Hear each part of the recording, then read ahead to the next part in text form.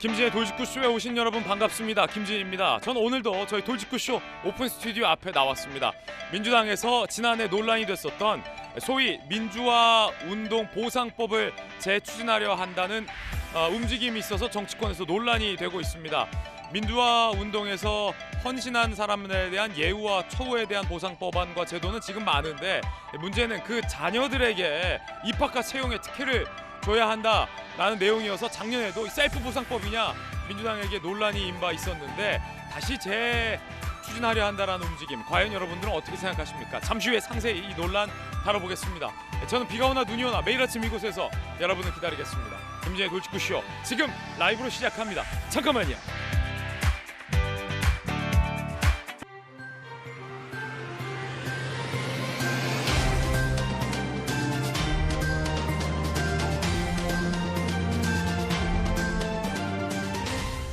신문 읽어주는 남자입니다. 권성동 원내대표와 이 장제원 의원 간의 이제 갈등 국면이 이어지고 있는데 그 가운데 이준석 대표는 이 권성동 원내대표 등이 있는 강원도를 방문해서 강원도지사를 만나서 뭔가 선물을 받았다고 합니다. 가장 마음 편해 보이는 건 역설적이게도 이준석 대표인 것 같습니다. 잠시 후에 이야기 나눠보겠습니다. 오늘 조간신문 4가지 키워드 준비가 되어 있습니다.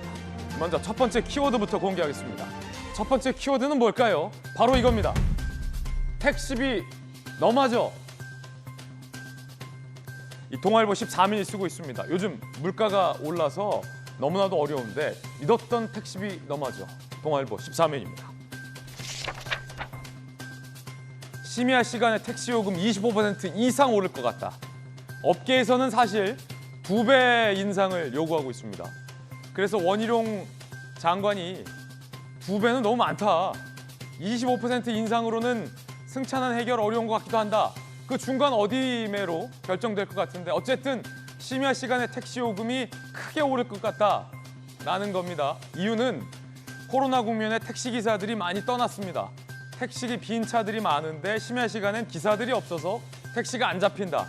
이 문제 해결하기 위해서 업계에서는 요금 2배 올려달라 이렇게 요구하고 있지만 정부에서는 너무 많다 조율 중인 것 같습니다. 집 나간 택시기사들을 돌아오게 할 수 있는 방법에 대해서 연구 중이라는데 외국처럼 골라서 태우는 게 아니라 무조건 배차 대기하는 뭐 이런 방법도 있지 않을까 싶습니다. 이번엔 두 번째 키워드 살펴보겠습니다. 두 번째 키워드는 이겁니다. 베이비 랩터, 베이비 랩터, 아기 랩터, 아기 공룡이란 건데 사실 공룡 얘기는 아니고 전투기 얘기입니다. 미국의 최강의 전투기 스텔스기 F-22 랩터가 있죠. 근데 베이비 랩터가 탄생했습니다. 어디에서? 우리나라에서 세계 8번째 초음속 전투기 개발에 성공을 했습니다. 대한민국이 자력으로 초음속 전투기를 만들었고 시운전에도 성공을 했습니다. 시험 비행 33분 동안 일종의 스텔스 기능도 갖추고 있기 때문에 전 세계 국방 산업이 대한민국의 KF-21 보람의 신형 전투기를 주목하고 있습니다. 무려 8조 8천억의 개발비가 들었습니다. 윤 대통령은 자주 국방을 향한 쾌거다라고 지켜세웠습니다. 소위 5세대 전투기 중에 스텔스 기능을 갖춘 초음속 전투기를 우리나라가 개발했기 때문에 가성비 좋은 5세대 전투기다라는 이야기도 나옵니다. 전 세계에서 우리 보람의 KF-21을 주목하고 있는 이유이기도 합니다. 이어서 다음 키워드 살펴보겠습니다. 세 번째 키워드는 공권력입니다. 경향신문 1면 기사인데 파업과 관련해서 2가지 신문의 상반된 시각을 지금부터 살펴볼 겁니다. 먼저 경향신문이 보는 시각입니다.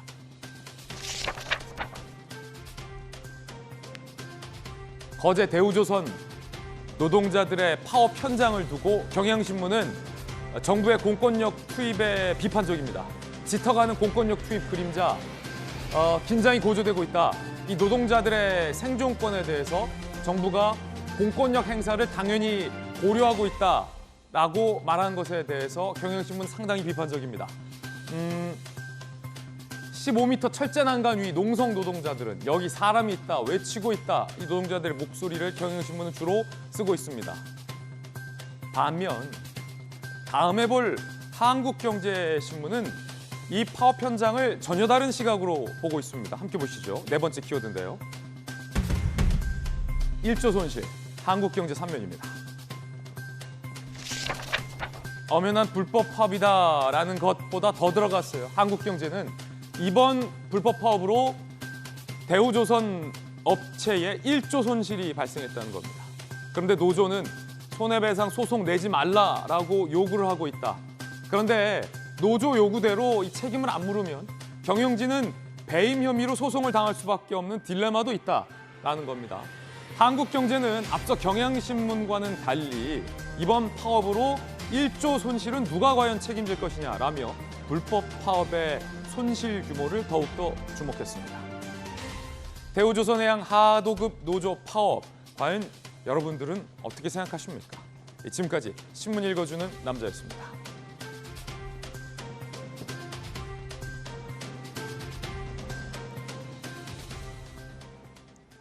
어느새 수요일입니다. 시간이 참 빠릅니다. 오늘 함께하신 분들 소개해드리겠습니다. 민주당의 대표 청년 국회의원, 전용기 의원, 돌직구쇼 좌장, 서울시 정무부시장을 역임한 김영주 전 의원 나오셨습니다. 국민의힘 법사위 스타 국회의원, 전주의 의원, 법전 들고 나온 정혁진 변호사 나오셨습니다. 어서 오세요. 반갑습니다.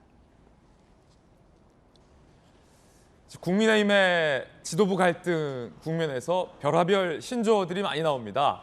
간장, 김장, 권장, 장당급입니까?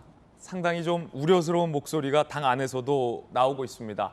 갈등의 당사자들은 진화에 나섰습니다만 역설적이게도 징계를 당한 이준석 대표가 가장 마음 편해 보인다 이런 얘기도 나옵니다. 첫 번째 이야기 지금 시작하겠습니다. 간장, 김장, 권장에 대한 우려. 이는 춘천에서 소매. 자, 이 전광판 대형 미디어월 3명 중에서 가장 마음 편해 보이는 사람이 누굽니까? 장제원 의원입니까? 권성동 원내대표입니까? 이준석 대표입니까? 이 대표 아닙니까? 소맥 먹고 닭갈비 먹고 가장 마음 편해 보입니다. 아이러니하다, 역설적이다 이런 얘기들 많이 나옵니다. 자, 일단 당 밖에서 권력 다툼에 대한 강한 비판이 나왔습니다. 박지원 전 원장이 권성동 원내대표 갈등 국면에 대해서 이렇게 비판을 했는데 한번 들어보겠습니다.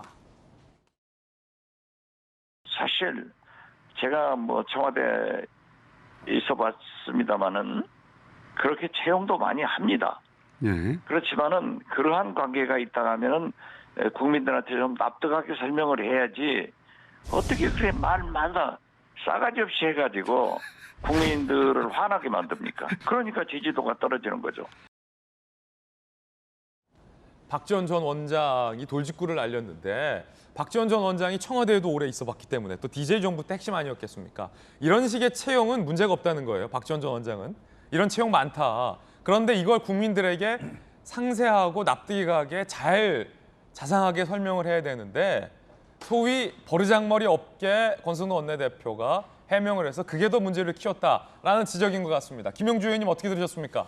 그렇습니다. 그러니까 제일 또 채용 문제는 젊은이들한테 예민한 문제고 더군다나 윤 정부가 최근에 20대 지지율이 떨어져 있는 부분 중에서도 과연 공정과 상식에 맞게 윤 정부가 운영되고 있나. 특히 새로운 대통령실을 꾸림에 있어서의 과연 채용 과정이 공정했는가라는 문제의식이라고 보여지는데 사실은 박지원 전 원장 얘기한 것처럼 청와대를 구성하는 사람들은 대부분은 각 부처 공무원들입니다. 그러나 나머지는 어쨌든 검사가 됐든 출신별로 대통령실에서 뽑을 수밖에 없는데 인사정치 같은 경우는 특히나 기자들도 뽑아가고 유능한 사람도 혹은 당에서도 뽑아가고 캠프에서 일했던 사람도 뽑아가게 돼 있는데 이제 지금 권성동 원내대표는 오히려 불을 붙이는 격이에요.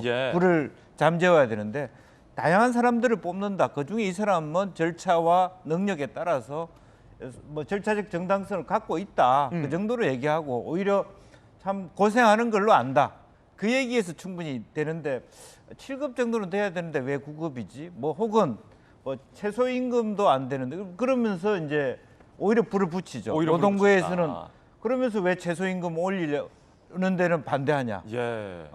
최소임금 낮다는 걸 인정해놓고 왜 최소임금 안 올려주나 이런 네. 문제 생겼죠.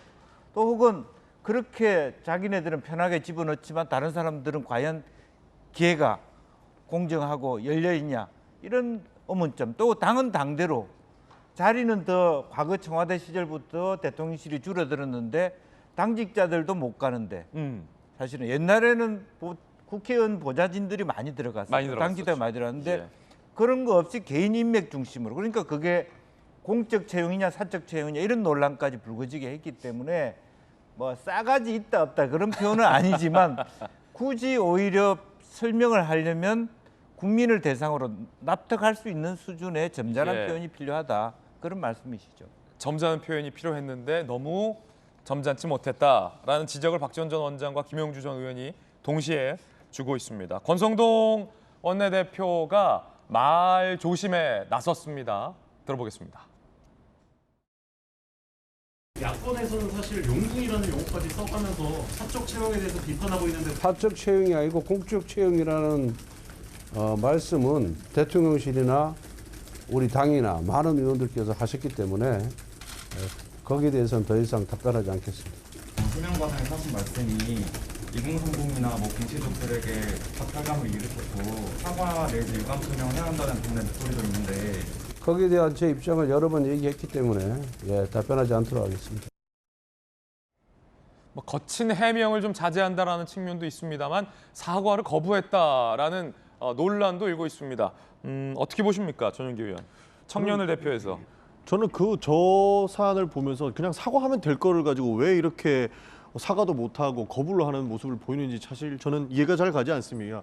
많은 2030 공시족들이나 그리고 2030들이 채용을 앞두고 굉장히 예민해져 있는 것도 사실인데 저렇게 사적 채용 논란으로 인해서 불편했던 사람 그리고 권성동 원내대표의 발언으로 불편했던 사람들이 있으면 국민을 대표하고 있는 정치인으로서는 당연히 이것은 사과하고 본인이 한 발언에 대해서 책임을 지는 것은 온당하다라고 생각을 하기 때문입니다. 예. 사실 뭐 청와대나 뭐 용궁이라고 표현하죠. 그러니까 용산의 궁궐이라고 이제 박홍 원내대표께서 말씀을 하신 건데 대통령실에서는 당연히 국민들의 의견을 많이 반영할 수 있는 뭐 각 분야의 전문가라든가 그리고 지금 논란이 또 되고 있는 장제안 의원의 보좌관이 이제 용산에서 근무하고 있다라고 이야기하는데 이분 같은 경우에도 결국에는 입법 노동자로서 굉장히 많은 노력을 해왔던 것이죠. 그래서 이런 분들이 용산에서 근무한다, 뭐 대통령실에서 근무한다라고 하는 것은 저는 전혀 문제가 되지 않는다고 보고 있습니다. 오히려 더 많은 사람들의 의견을 듣는다라고 하는 부분에서는 충분히 자신의 역할을 할 수 있을 것이라고 보고 있지만 누구 아들들이 왜 이렇게 많이 나오는지 저는 이해할 수가 없었습니다. 그러니까 지인의 아들이라든지 뭐 어떤 사람의 누나가 지금 대통령실에 근무를 한다든지 이런 사실 사사건건이 문제가 될 수 있을 만한 이런 소지들이 사실 2030들에게는 공정과는 굉장히 거리가 멀다라는 비판을 받을 수 있기 때문에 해당 부분에서는 대통령실에서도 공적인 측면에서 이 해명이 가능하다면 충분히 당연히 해명을 해야 되는 것이고 권성동 원내대표도 사과해야 될 부분 사과하시고 책임지는 게 저는 맞다 이렇게 보고 있습니다. 예, 그런가 하면 이 권성동 원내대표의 해명을 두고 논란이 크게 일자 장제원 의원이 비판을 하면서 권성동 원내와 장제원 의원 간의 갈등 국면에 대한 보도가 많았습니다. 당내에서는 아니 이 윤핵관끼리 싸우면 안 된다라는 경고의 메시지들이 다양하게 나왔습니다. 들어보시죠. 당을 대표하는 사람은 품격에 맞는 발언을 해야 된다고 봅니다. 민생도 어렵고 지금 윤핵관을 대표하는 두 사람이 뭐 이러쿵저러쿵 얘기 나오는 게 우리 국민들한테는 마땅치 않게 들리실 거다 이렇게 봅니다. 대통령의 신임을 얻는 사람이 제대로 역할을 해주면 그만큼 시스템이 잘 돌아가게 돼 있잖아요. 예. 그러니까 그런 어떤 이 방법론의 차이 같은 거는 뭐 가급적이면 내부 토론으로 해주시고요. 아무래도 문 닫아 걸고 하는 게 낫죠. 내부 싸움은 문 닫고 해야 된다. 그리고 대선 승리 1등 공신이 나다라는 생각부터 버려야 한다라는 강도 높은 돌직구도 나왔습니다. 김태호, 대선 승리 1등 공신 생각부터 버려라. 부질없는 공치사 그만두고 윤석열 정부를 성공시키는데 매진하자라는 돌직구 발언도 나왔습니다. 논란이 이렇게 커지고 당 내에서도 두 사람을 향한 비판, 권성동 의원과 장제원 의원을 향한 비판의 목소리가 나오자 장제원 의원이 진화에 나섰습니다. 당대표 직무대행 체제는 유권 해석에 따른 거고 이미 의원총회에서 결정된 것, 왈가왈부한 것 옳지 않다. 그러니까 권성동 체제에 순응하겠다라는 의미죠. 권성동 직무대행 체제에 순응하겠다. 장제원 의원이 진화에 나섰습니다. 자, 이 두 사람의 갈등 국면 가운데 김장 라인이 뜨는 건 아니냐 이런 보도도 많았습니다. 김기현 전 원내대표와 장제원 의원 간의 회동이 부쩍 늘어났다. 즉 김기현 조기 전당대회를 주장하는 김기현 의원을 앞세워서 장제원 의원이 권성동 직무대행 체제를 흔드는 건 아니냐라는 시각이었는데요. 김기현 전 원내대표는 과연 뭐라고 얘기했을까요? 들어보시죠. 언론에서 계속 김장연대 이야기를 하잖아요. 이제 김장연대. 무슨 연대요? 김장연대.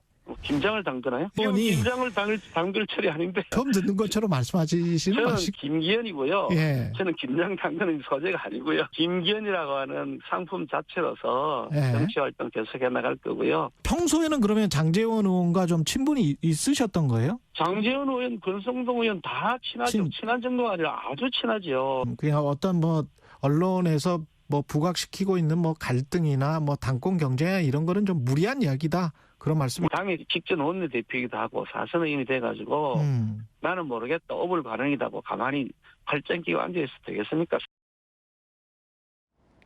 자, 그 가운데 이준석 대표가 굉장히 편안해 보인다라는 보도가 많습니다. 부산에 이어서 이번엔 강원도를 찾았는데 춘천을 찾아서 김진태 강원도지사를 만났습니다. 함께 보시죠.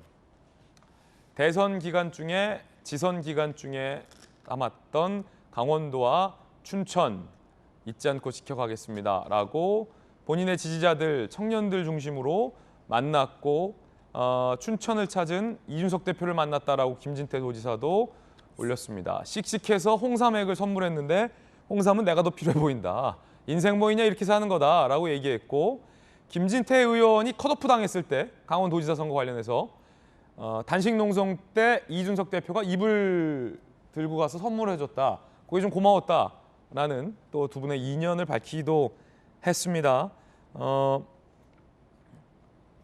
전주혜 의원님, 이 대표가 가장 지금 마음 편해 보여요. 닭갈비 먹고 소맥 먹고 네. 전국을 순회하면서 본인 지지하고 있는 청년들과 이제 만나면서 또 이제 거기 해당 의원들도 만나고 네. 선물도 주고받는 모습인데 어떻게 보입니까 이 행보, 이 대표의 행보? 좀 장기적인 시각에서 이제 현재 상황을 바라보고 있는 거 아닌가 싶습니다. 이제 그 동안에는 이제 뭐 재심 청구를 할지, 뭐 아니면은 또 법원에 뭐 효력정지 가처분, 징계 처분에 대한 뭐 이런 걸 할지 이제 이런 것이 좀 관심사였는데 관심사였죠. 지금 뭐 그런 쪽으로 가는 것 같지는 않고요. 이제 결국은 뭐 장기적인 포석으로 전국에 있는 또 청년 당원들이 중심으로 해서 또 만나면서 좀 민생 행보를 하고 그러면서 또 사실 정치라는 건 내일을 지금 모르는 거거든요.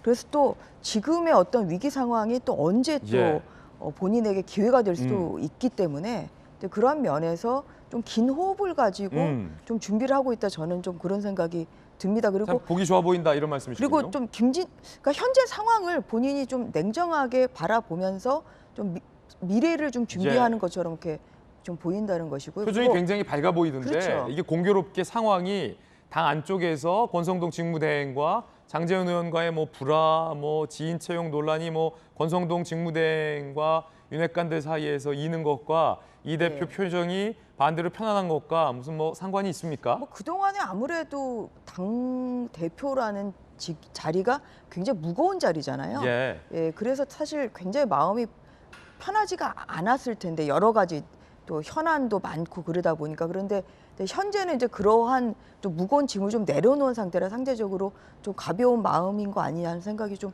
들고요. 갈등의 당사자로 윤핵관을 이 대표가 계속 지목했잖아요. 근데 윤핵관이 좀 안 풀리니까 더 좋은 것도 있나요? 글쎄요, 저는 뭐 그렇게까지는 잘 모르겠습니다만 그 김진태 또 지사와는 친분이 있으시죠. 예.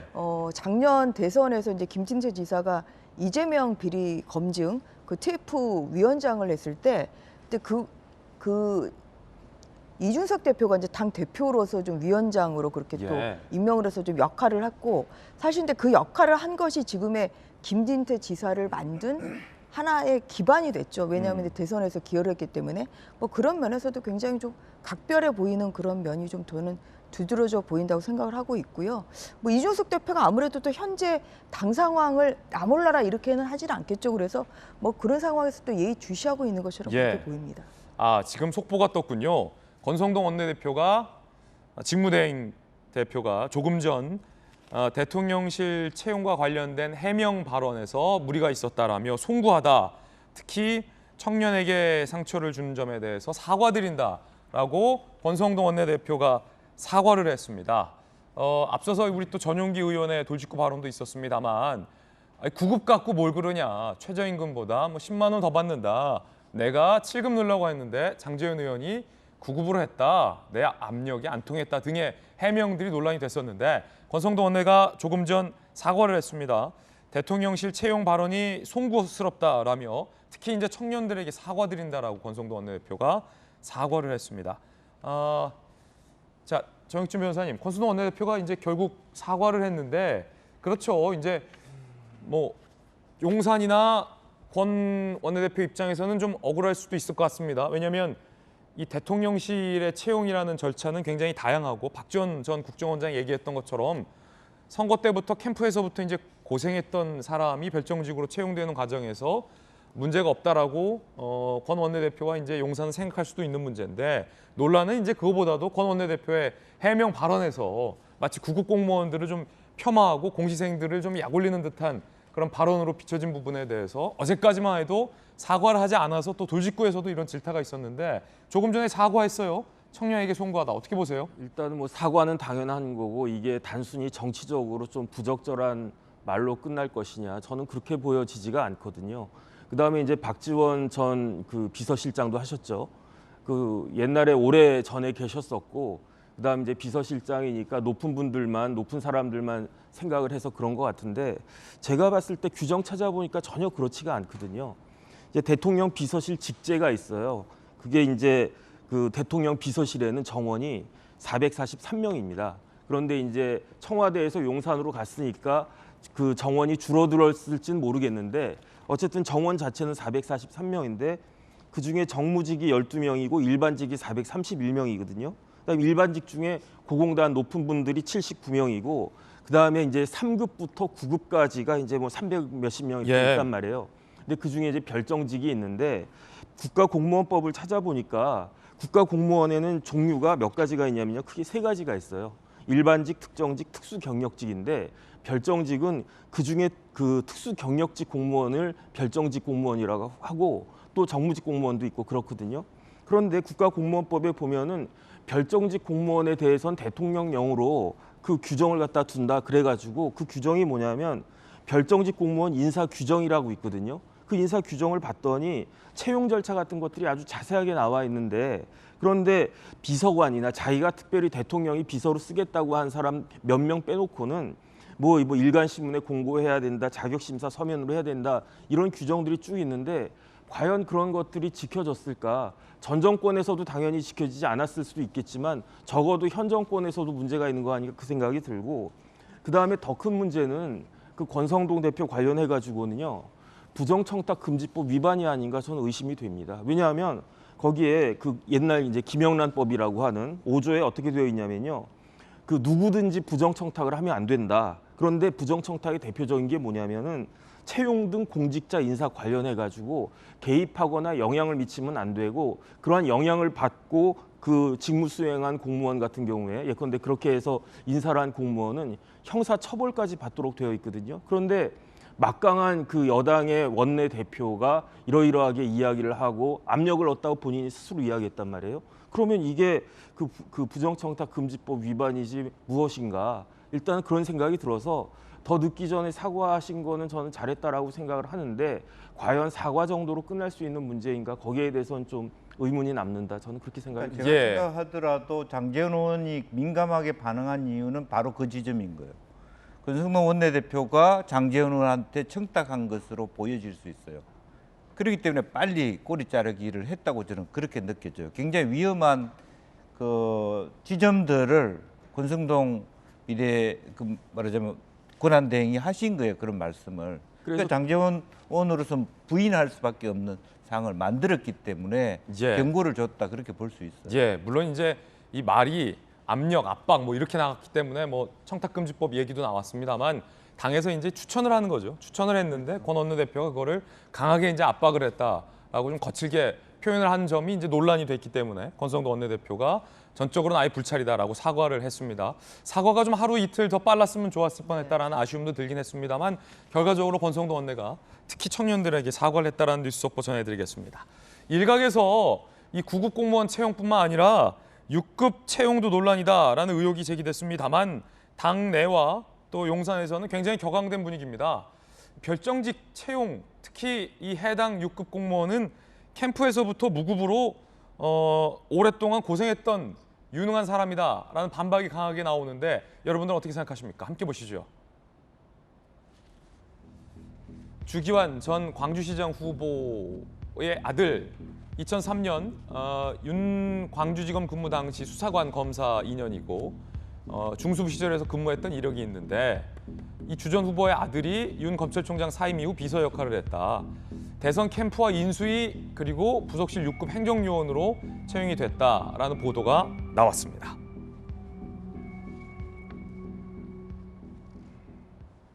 전주현이 어떻습니까? 이 건은 좀 앞서 논란이 됐던 건과는 좀 성격이 좀 달라 보인다라는 당내에 반발이 굉장히 많은데 일단은 뭐 누구의 지역구에 있는 누구 아들이 아니라 이 해당 6급 공무원 같은 경우가 윤 총장 사임 이후에 이제 비서 역할을 쭉 해왔고 캠프 때부터 워낙 고생했던 친구다 이런 얘기가 많던데 혹시 전주혜 의원이 캠프 때 윤 대통령을 지근거리에서 보좌했으니까 해당 6급 공무원을 보신 적이 있습니까? 후보 시절부터 이제 저는 그 선대위 대변인으로 좀 활동을 했는데요. 그때 여러 번 봤습니다. 왜냐하면 그러니까 6급 공무원이 그 당시 후보실의 일정을 짜는 이제 그 팀 소속이었어요. 근데 일정 팀이 정말 고생을 많이 하거든요. 뭐 거의 뭐 내일 거를 짰다가 그냥 직전에 또 다시 그냥 원점에서 시작하기도 하고 그래서 야근도 굉장히 많이 하고 일정 팀에 있는 이 팀원들이 굉장히 고생을 많이 했는데 그 팀원 중에 한 명이었습니다. 그래서 저도 후보실 갈 때마다 늦게까지 일하는 모습을 많이 봤고 굉장히 성실한 친구입니다. 그리고 일정 팀에 있던 이 6급 비서관을 포함해서 일정 팀에 있던 분들이 굉장히 고생도 많이 하고 또 그동안에 기여도 많이 했고 그리고 다 이분들이 다 무급이에요. 무급입니까? 예, 그러니까 캠프부터 했다고 하면은 뭐 7월부터 가정을 일했다고 해도 한 8개월 정도를 그러면 무급으로 일하는 거거든요. 그냥 보석 하나도 받지 않고 식사비도 사실 제대로 안 나와요. 그러면 자기 돈으로 식사하면서 그렇게 밤 늦게까지 사실 일하는 거의 대선 승리에 정말 굉장히 큰 기여를 한 거죠. 그래서 뭐 이러한 그 기여도가 있고 또 거기에서 일정 팀에서 일을 제대로 못하면 당연히 거기서 아웃이 됐겠죠. 그런데 일을 잘했기 때문에 끝까지 일정 팀에 있었던 거고 또 인수위를 갔던 것이고 그래서 당연히 그 일을 통해서 또 경험도 또 능력도 보여줬고 너무 저는 자연스러운 이런 채용이라고 봅니다. 그리고 무급으로 8개월간 이제 그런 친구들이 많아요. 그 캠프에서부터 시작한 제가 있었던 대변인실에서도 잘 다니던 뭐 언론사 그만두고 아예 무급으로 한 뭐 7, 8개월 그렇게 일해서 이번에 또 뭐 비서실 쪽으로 그러니까 대통령실 이제 들어간 그런 직원들도 몇 명 있습니다. 그래서 이런 것이 그 별정직이라는 것은 정량평가도 있지만 사실 정성평가도 있는 거 아닙니까? 그럼 정성평가에서 가장 중요한 것은 일에 대한 열정, 성실도, 책임감 그리고 그다음에 뭐 이런 선거에 대한 기여도 당연히 들어가야 되죠. 그래서 이거 너무나 이것은 자연스럽고 될 사람이 된 것을 가지고 이것을 지금 언론이나 아니면 뭐 민주당의 외부에서 뭐 이것도 지인 채용이다. 뭐 그다음에 국정조사다. 저는 이것은 과도한 정치 공격이라고 생각합니다. 그래서 공정성을 좀 해치지 않는 이러한 인적 그 검증 시스템 물론 필요하고 채용 시스템 필요하겠지만 이 부분에 있어서 이 부분에 있어서는 정말 대통령실이나 저로서는 굉장히 여기에 대한 비판은 굉장히 억울하고 받아들이기 어렵다 이런 말씀을 드리겠습니다. 누구보다 성실하게 일했던 사람이다. 네, 제가 될 사람이 된 거다. 제가 너무나 여러 번 정말 예. 몇 달을 봐왔기 때문에 예, 그 부분에 있어서는 뭐 한치의 의혹이 없다는 점을 다시 한번 말씀드리겠습니다. 자, 이 같은 의혹에 대해서 민주당의 비판 목소리도 준비가 돼 있습니다. 민주당 비판 들어보시죠.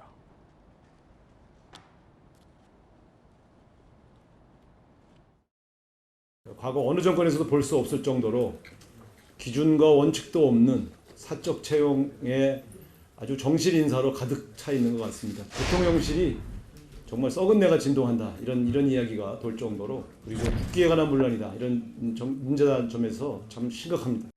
용궁발 인사문란이 끊이질 않습니다. 엄중히 경고합니다. 비상하 민생과 경제 위기는 뒷전이고 국정문란만 지속한다면 국민은 더 이상 자시하지 않을 것입니다. 자, 용산에서는 아니 어떻게 이런 사람 갖고도 사적 채용으로 프레임을 거냐, 용궁발 인사 논란으로 굉장히 격앙된 분위기입니다. 용산 대통령실 강인선 대변인입니다. 정권 교체에 공헌한 사실 대선 캠프의 핵심 청년 인재입니다. 매일 새벽같이 출근을 해서 한밤중에 퇴근을 하고 대선 후보의 일정을 조율하느라고 사실 1분 1초도 눈을 뗄 수 없는 그런 이렇게 숨가쁘게 일해야 되는 그런 팀의 일원이었습니다.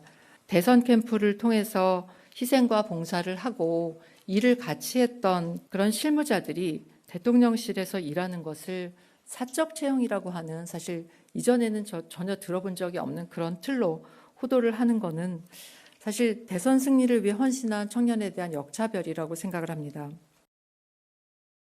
자, 이번에는 좀 민주당 전윤기 의원에게 제가 좀 질문을 드릴 텐데 앞서 이제 권성동 원내대표 논란 같은 경우는 제가 오히려 국민의힘의 뭐 김병민, 박정아 의원에게 굉장히 공격적으로 질문 드렸는데 이번 건은 제가 좀 민주당 소속 의원에게 공격적인 질문 드릴 수밖에 없을 것 같은데 예컨대 이게 사적 채용이 되려면 왜냐하면 이제 요 6급 인사를 캠프나 선대위에서 목격한 기자들도 굉장히 많기 때문에 이런 질문을 드리는 겁니다. 이게 사적 채용이 되고 용궁발 썩은 내 채용이 되려면 아버지인 주기환 전 광주시장 후보의 청탁이나 부탁이나 이런 것이 일단은 확인이 됐는지 민주당에서.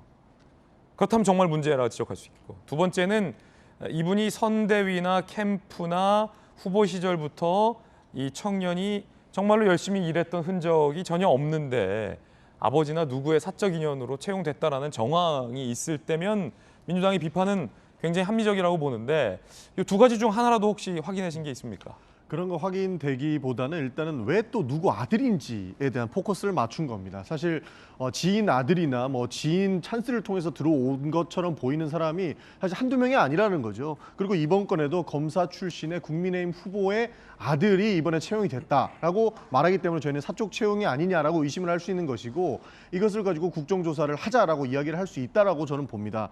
사실 아까 조금 전에도 말씀드렸지만 장제원 의원의 보좌관이 그 용산에서 근무하고 있다라는 보도를 소개드리면서 이런 뭐 입법 노동자 출신으로서 국민을 대변할 수 있는 사람이 용산 대통령실에서 활동을 하고 근무를 하는 것은 전혀 문제가 되지 않는다라고 말씀을 드린 바 있습니다. 그 이유가 뭐냐면 본인이 역할을 할 수 있음을 충분히 하고 캠프에서도 본인의 역량을 충분히 발휘했고 용산에서 근무할 수 있는 사적 채용이 아니다라고 이야기할 수 있는 부분이 저는 충분히 충족되었기 때문이라고 생각을 하는데요.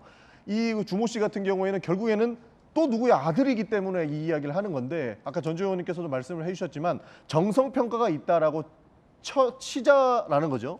정성평가에서 누구의 아들이라고 그리고 누구의 추천이 들어갔을 것이라고 저희는 생각을 할 수밖에 없는 상황이다. 이렇게 말씀드리고 싶습니다. 그 이유가 무엇이냐면 뭐 부정청탁이 있었느냐 그리고 누구의 추천이 있었느냐 확인하기 이전에 국민의힘에서 그 정권 교체를 위해서 열심히 노력했던 청년 보좌역들 그러니까 윤석열 대통령 캠프에서 대통령 후보 캠프에서 노력을 했던 대표적인 청년 보좌역 20명은 얼마나 채용이 되었는가. 그러니까 핵심 청년 인재로서 지금 대통령실에서 근무하고 있다고 하지만 그 국민의힘에서 당원으로서 청년 보좌역으로서 근무했던 이 사람들도 똑같이 밥값도 못 받았을 것이고 자원봉사로 활동을 했을 것이란 말이죠. 그런데 이 사람들은 얼마나 채용이 되었는가는 하나도 밝혀지지 않았고 청년 핵심 인재라고 인정할 수 있고 그만큼 노력했던 사람들이 대통령실에서 근무하기 이전에 누구의 아들이 먼저 채용되고 누구의 아들, 누구의 지인 찬스를 통해서 들어간 사람들이 대통령실에서 근무를 하고 있기 때문에 오히려 앞에서 말씀드린 것처럼 청년 보좌역들이 근무하는 것도 바뀌지 못하고 누구의 지인 찬스로 통해서 들어간 사람들만 근무하고 있다는 보도가 지속적으로 나오는 만큼 이것은 저희는 문제가 있다. 그리고 이것을 밝히기 위해서는 국정조사를 하자 이렇게 주장을 하는 것입니다. 예, 전주 의원님. 그 문재인 대통령 그 시절에도 뭐 그 김정숙 여사와 이제 친한 뭐 패션 디자이너의 딸이 대통령실에서 근무했다 뭐 이런 보도가 나왔고 그거를 좀 부인하시진 않잖아요. 그러니까 저희가 뭐 이렇게 비교를 하는 건 아닙니다만 굳이 비교를 한다면 굳이 뭐 사례를 든다면 사실 그런 것이 오히려 지인 채용이겠죠. 이렇게 저도 받고 또한 여러 사람이 본 이러한 능력과 열정이 검증된 사람이 채용되는 것 이것이 무슨 지인 채용이라고 얘기하는 것은 아까 강인선 대변인 얘기한 것처럼 이것이 바로 역차별이죠. 누구의 아들이라는 이유로만으로 그동안의 대선을 위해서 정말 자기 다니던 직장까지 저는 그만뒀던 것으로 알고 있는데요. 이게 이분이 직장을 그만둔 것이 이 채용, 대통령실 채용 직전에 그만둔 것이 아니라 캠프에 합류해서부터 그만뒀던 사람이고 그 정도의 열정과 노력을 쏟아서 정말 일정 팀 일이 굉장히 많습니다. 아까 뭐 나왔습니다만 정말 아침부터 저녁까지 일하는 게 이게 일정 팀이고 굉장히 긴박하게 돌아가는 곳이라 굉장히 사실은 제일 고생한 사실 그 팀 중에 하나가 일정 팀입니다. 이러한 팀원으로서 당연히 어떠한 그런 대통령실에 근무했다는 것이 그것은 지인 찬스는 아니다. 이런 말씀을 다시 한번 드리는 바입니다. 예, 여야 두 분의 의견 전해드리고 있습니다. 민주당이 사적 채용이다라면서 강하게 반발하고 있는 가운데 김정숙 여사의 지인, 그러니까 디자이너의 딸이 당시 문재인 청와대에 채용된 것이 다시 회자되고 있습니다. 김정숙 여사 단골 디자이너 딸이 청와대 근무한 사례도 있다. 사적 채용 프레임 씌운 내로남불 공세다. 사적 채용 아닌 공적 채용. 이재명 의원 5급 비서관 배모 씨 법인카드 논란 당사자도 필기 없이 채용됐다. 라는 건데 김영주 의원님, 사실 뭐 민주당이 야당으로서 지적할 건 지적할 수 있겠습니다만 김정숙 여사 디자이너 딸은 명백한 사적 채용으로 보이는데요. 그때 당시 상황으로 돌아가면 지금 민주당이 하고 있는 강력한 비판이 사실 부메랑으로 되돌아오는 측면이 있거든요. 이재명 후보의 5급 비서관 배모 씨 같은 경우도 누가 보더라도 과연 경기도를 위해서 과연 5급 비서관으로서 일을 했냐 아니면 이재명 후보 부부의 음식 등의 어떤 사적인 일을 도맡기 위해서 이 정무적으로 채용이 됐냐라는 논란을 본다면 지금 민주당의 비판은 강하게 부메랑으로 돌아간 측면이 있거든요. 그런 부분이 있죠. 그러나 이제 좀 결이 다르죠. 어쨌든 수행팀의 일부가 선거 캠프에 있던 팀들이 들어가는 경우인 거고 지금도 똑같은 경우이기는 하지만 왜 하필 누구의 아버지, 누구의 친척 이런 사람들이 이번 정부에 많이 드러나느냐.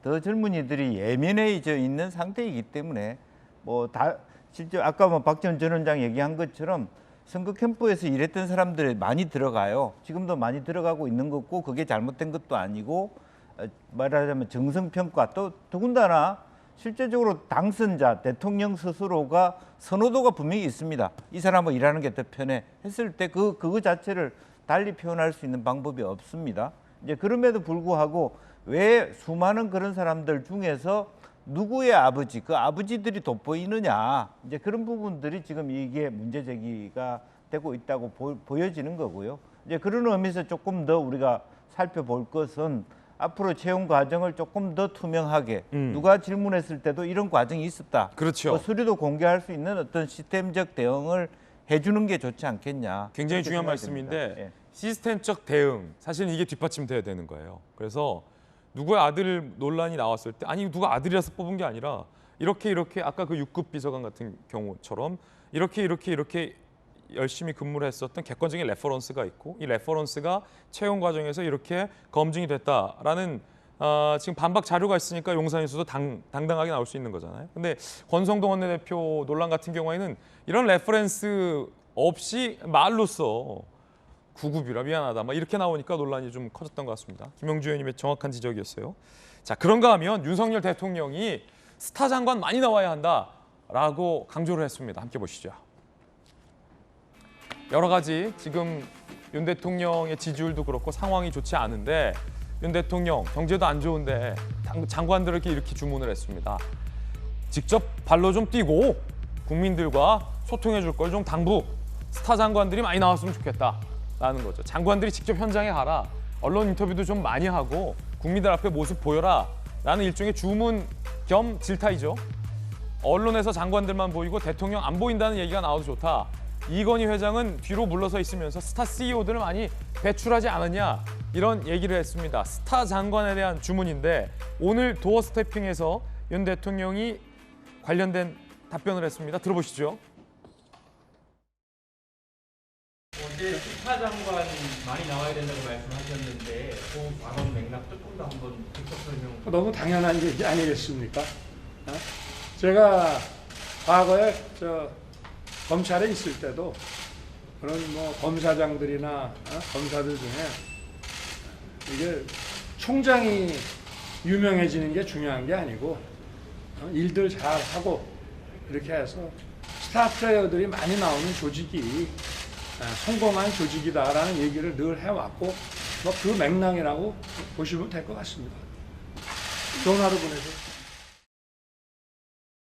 스타 장관, 사실은 이게 그 국정을 운영하고 있는 행정부 입장에서도 사실은 바람직한 방향이에요. 모든 일에 전면에 대통령이 나서는 것보다 주무부처의 어떤 장관들이 본인의 정책을 자신감 있게 국민들에게 상세히 설명해주고 현장의 장관들의 모습이 많이 보인다라는 건 바람직한 방향인데 그걸 이제 대통령이 주문한 걸로 보여요, 정혁진 변호사님. 스타 장관 후보 뭐 누가 있을까요, 지금 장관들 중에서? 글쎄 뭐 떠오르는 사람들이 법무부가 있는 것 같고 한동훈 장관, 그다음에 국토부도 있는 것 같고 원희룡 장관, 네. 그다음에 더 중요한 거는 장관들 중에 그렇게 일 잘하고 아주 공평무사하게 일을 하고 업적을 내면 그 사람이 스타가 되는 거 아니겠습니까? 그렇죠. 저는 우리나라 대통령제의 가장 큰 문제점이 모든 사람들이 지적하지만 제왕적 대통령제라는 말을 많이 하잖아요. 그런데 대통령이 아니고 다른 여러 그 장관들이나 이제 뭐 수석들이나 이런 사람들이 옛날에 전두환 전 대통령 때 김재희 경제수석이 굉장히 유명하고 또 일을 잘했다고 하지 않았습니까? 그런 분들이 잘 나올 수 있도록 대통령이 오히려 더 그 밑거름을 잘 깔아주시고 그러면은 성공한 그 윤석열 대통령이 되지 않을까, 저는 그렇게 기대를 해봅니다. 예. 그러니까 사실 윤 대통령 스스로가 스타 검사 출신 아닙니까? 예.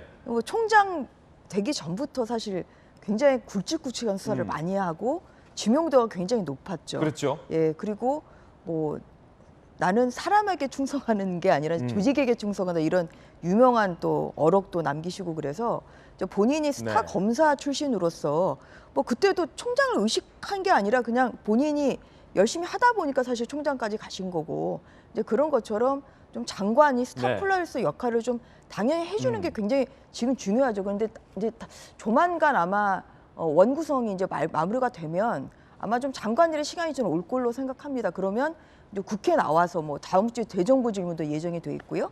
그리고 또 뭐 각 또 상임위원회에 나와서 또 발언을 할 수 있는 그런 기회가 많기 때문에 좀 미리미리 준비해서 좀 어느 분이 좀 스타성이 있는지 저도 좀 눈여겨 보도록 하겠습니다. 대통령이 스타 장관을 찾고 있는데 지금 전주혜 의원은 법사위 스타 국회의원인데 조만간 네. 입각할. 아유, 저야 그런 생각은 안 하고 있고요. 예. 뭐 저는 뭐 만약에 기회가 된다면 스타 국회의원으로서 조금 더 열심히 활동을 하겠다. 좀 하고 싶습니다. 알겠습니다. 자, 네 분의 스타와 함께하고 있는 돌직구쇼입니다. 이번엔 저희가 준비한 뜨거운 소식들 3가지 준비되어 있는데 첫 번째 소식부터 살펴보시죠.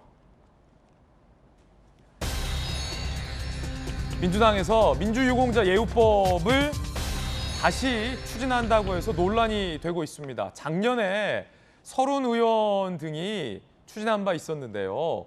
결국 논란의 벽에 부딪혀서 작년 철회한 바 있습니다. 즉 민주화 운동을 했었던 사람을 예우하자라는 거에 대해서는 뭐 많은 국민들 이견은 없겠습니다만 이미 또 많은 법령과 제도들이 있고요. 그런데 민주유공자 자녀들에게도 대학 입학 때, 기업 입사 때 특혜를 주자라는 내용이 담겨 있어서 작년에 무수히 많은 국민들의 반발이 있었고 결국 철회된 바 있었는데 이걸 다시 재추진하겠다라는 겁니다. 당시에 셀프 보상법이냐, 음서제냐 뭐 이런 비판이 많았습니다.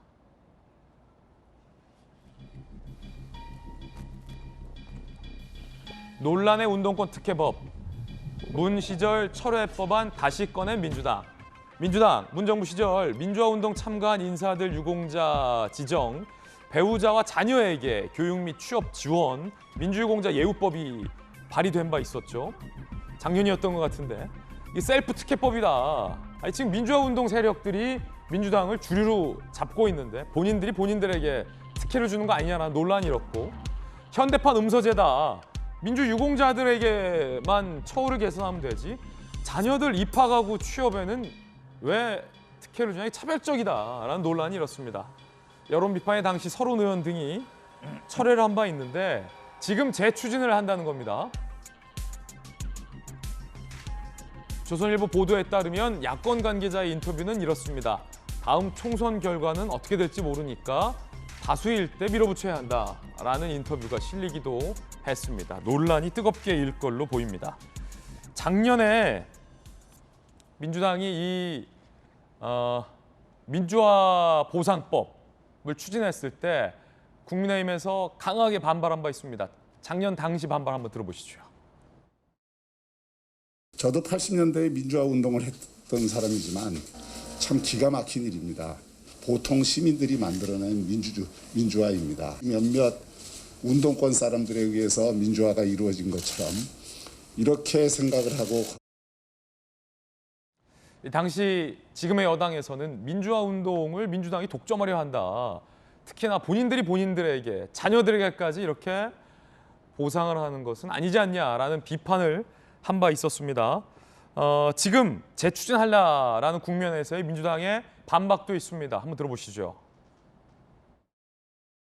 대한민국의 민주주의를 위해서 헌신한 혹은 사망한, 그것 때문에 크게 다친 이런 사람들에 대해서는 일정하게 그의 명예를 인정해주는 그런 보상 정도는 해야 되는 거 아닌가. 좀 민주화운동을 한 모든 사람에 대한 셀프 보상법은 아니다. 작년 반발을 의식한 듯 민주당 정책위 의장은 이번 건은 그 셀프 보상법까지는 아니다라고 반박을 하고 있습니다. 논란이 되는 건 이겁니다. 함께 보시죠. 민주유공자 자녀 보상 내용인데 중고등학교, 대학교 수업료를 지원, 대학 입학, 편입학 시 특별 전형을 추진한다는 겁니다. 즉, 연세대학교에서도 이런 채용이 있었는데 유수의 명문대 입학 시 민주화 운동을 한 사람의 자녀들은 전형 외로 특별히 뽑아준다. 이런 거예요. 과연 이게 이제 입학 시 입시 공정 논란이 있을 수 있고요. 편입학 시에도 특별 전형을 추진해야 한다라는 내용이 있습니다. 정부, 공공기관, 기업 취업 시에 10%의 가산점. 야, 요즘 채용이 어려운데 가산점을 10%까지 줘버리면 이건 굉장히 유리해지죠. 요게 현대판 음서제다라는 논란, 작년과 이번에도 동일이 일고 있습니다. 여야 의견 들어보고 전문가 의견 들어보겠습니다. 먼저 전주현 의원님, 네. 어떻게 보세요? 저는 굉장히 부적절하죠. 그 음서제가 맞는 거 아닌가요? 지금 저도 지금 아이를 키우는 입장에서 사실 제일 고민이 되는 게 대학교 진학 그리고 취업인데 지금 20, 30대 청년들도 마찬가지고요. 그런데 지금 나오는 내용으로는 입학하고 편입학 때 특별 전형을 한다. 그리고 공공기관이나 정부에 취업을 할 때 10% 가산점이다. 그럼 저희가 대한민국 국민들이 당연히 민주화 운동을 위해서 노력한 그런 기여도나 또 열정, 땀 이런 것을 당연히 그것은 감사하게 생각을 하고 있습니다. 그런데 이제 그런 것에 대한 보상법은 이미 충분히 나와 있는 것이고요. 이미 민주화 유공자에 대한 보상법은 기존에도 많다. 그러니까 보상법이 지금 없는 상태라면 당연히 이런 논의가 굉장히 시의적대라도 생각합니다만 여러 가지 이건 보상법이 또 나와 있는 상태고 사실 그런 민주화 그러니까 유공자로 인해서 사실 고등학교 갈 때나 대학교 갈 때나 이미 특별 전형도 있습니다. 지금 연세대학교 같은 경우가 지금 2020년까지 보면 한 18명이 그 유공자, 이러한 민주 유공자 특별 전형으로 좀 합격을 했다는 거거든요. 그 중에 또 치의대에 지금 합격한 학생도 1명이라는 거예요. 그러면 치유대를 가기 위해서는 정말 공부를 예. 엄청나게 열심히 해야 되고 경쟁력이 치열한데 이제 이런 것이 다 특별 전형으로 한다는 것 자체가 요새 어려운 그러한 교육 현실, 취업 현실에서 과연 국민의 공감대를 얻을 것이냐, 저는 그런 점에서는 굉장히 이것은 국민 공감대에서 떨어진, 동떨어진 법이라는 생각이 듭니다. 그러니까 이 법안은 이렇든 특별 전형을 좀 더 장려해야 된다라는 취지인 걸로 전해지고 있는데, 그러니까 민주화 운동을 한 사람의 자녀들까지 명문대학이나 대학 입시에서 특별 전형으로 따로 채용을 해야 한다. 뭐 이런 거고. 노력이나 기여는 충분히 뭐 국민들도 알고 있습니다만 그래도 이러한 내용은 국민 공감대에서 굉장히 떨어질 수 있다. 그리고 아까 뭐 민주당 의원의 말에 의하면 의석이 또 다수석일 때 밀어붙여야 된다. 이것도 의회 독재하자는 그런 발상이거든요. 그런 면에서도 이게 굉장히 이것은 국민을 위한 입법은 아니라고 저는 생각을 하고, 만약에 이 법이 심사가 된다고 하면 뭐 이거는 저로서는 찬성하기가 어렵다는 생각이 듭니다. 예. 자, 전용기 의원 민주당으로서 또 반박. 네, 우선 조금 전에 야권 관계자 발로 나온 지금 우리가 의석수가 많이 가지고 있을 때 강력하게 추진을 해야 된다. 그러니까 다수의 의석을 갖고 있을 때 밀어붙여야 한다라고 발언하신 분이 있다면 굉장히 잘못된 발언이고 해당 발언은 수정을 해야 될 것이다라고 저는 이렇게 말씀드리고 싶습니다. 작년에 발의되었다가 이제 철회되었던 법 같은 경우에는 운동권 셀프 특혜법이라고 해서 굉장히 많은 논란이 일어났습니다. 그러나 이번에 재추진하는 법안 같은 경우에는 해당 부분이 대폭 수정되었던 이제 우원식 의원 아니다 이렇게 말씀드릴 수 있겠고요. 뭐 입시 같은 입시와 관련된 부분들은 대폭 수정이 되었기는 하지만 추가적으로 수정이 될 필요가 있다 이렇게 말씀을 드리겠습니다. 사실상 작년에 우리가 반발을 했던 부분은 민주화 운동을 했던 사람들을 대부분 이렇게 보상을 하는 법안으로 사실상 잘못된 법안으로 보일 수 있습니다. 그래서 저도 작년에는 이것은 조금 바람직하지 않은 방향이라고 이야기를 했었습니다. 그러나 이번에 우원식 의원이 대폭 수정한 안을 같은 경우를 보면 800여 명에 해당하는, 그러니까 죽거나 심각하게 다친 사람들에 대한 예우 법안으로 보시면 될 것 같습니다. 그렇기 때문에 지금 여당에서 주장하는 운동권 셀프 특혜법이다라고 하는 부분은 조금 부적절한 감이 있다 이렇게 말씀드릴 수 있겠습니다. 전용기 의원의 반박이었습니다. 김영주 의원님, 제가 궁금한 게